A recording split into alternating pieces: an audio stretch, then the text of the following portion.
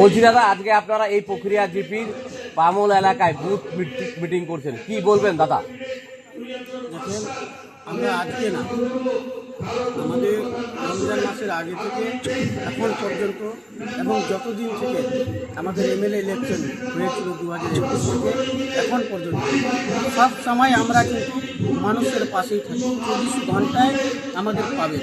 এখন আমাদের প্রচার চলছে, কমল বুথ পারলাম, আমাদের এই বুথটা করলাম, রানিং এখন চলছে, এখন তো আছি, কিন্তু 24 ঘন্টায় কিন্তু আমরা মানুষের পাশে। আজকে যখন এসআইআর হলো, যখন করোনা হলো, যখন নোটবন্দি হলো, যখন মানুষ লাইনে দাঁড়ালো, তখন কিন্তু তাদের সহযোগিতা, তাদের সাহায্য করার জন্য কিন্তু আমরা পাশে ছিলাম, এখনও আছে। বলছি, আজকে আপনার এই প্রক্রিয়া জিপিতে বিজেপির জনসংযোগ ছিল, কি মনে করছেন কতটা প্রভাব ফেলবে এলাকা? দেখে ব্যাপার হলো, ওখানকার ছাত্র যে আমাদের যে এখানকার যে ক্যান্ডিডেট গুলাম রাব্বানি, ওর স্টুডেন্ট, একজন ছাত্র আর একজন শিক্ষকের মধ্যে কতটা তফাৎ হতে পারে?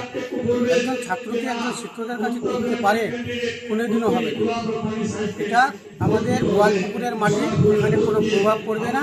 এখানে হিন্দু মুসলিম উভয় ধর্ম, আমরা সবাই মিলে আমরা জোড়াফুল ঘাসফুল চিহ্নতে ভোট দিই এবং হিন্দু মুসলিম সবাই আমরা নিজেদের মধ্যে ভালোবাসা, মানে নিজের মধ্যে যে প্রীতি সম্পর্ক, ভালোবাসা সবসময় আমরা একসঙ্গে বসবাস করি এবং একসাথে মিলে আমরা জোড়াফুল ঘাসফুলে ভোট দিই।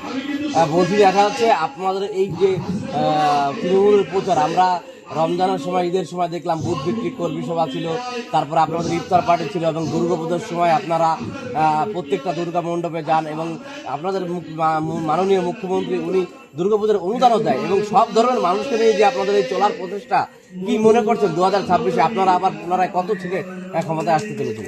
দেখেন, এটা হলো দিদির ভালোবাসা, এখানে কোনো জাতপাত নাই।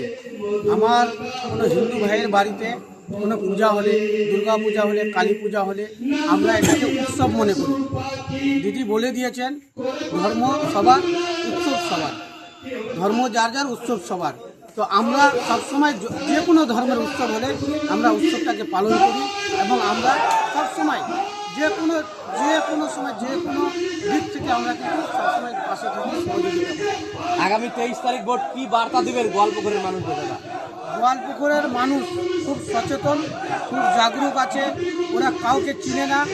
আমরা এখানে যে আমাদেরকে যে উন্নয়ন, যারা আমাদেরকে উন্নয়ন করছে, যে পার্টি উন্নয়ন করছে, যারা আমাদের সঙ্গে সবসময় থাকে, 24 ঘন্টা থাকে, যারা আমাদের প্রত্যেকটা ফ্যামিলিতে, যে আমাদের যে অনারেবল সিএম মমতা ব্যানার্জি প্রত্যেকটা ফ্যামিলিতে স্কিম দিয়ে দিয়েছে, আমরা সবাই মিলে আবার পুনরায় চতুর্থবারের জন্য আমাদের মমতা ব্যানার্জি সিএম 100% হচ্ছে এবং 200+ সিটে সিএম এবার হচ্ছে।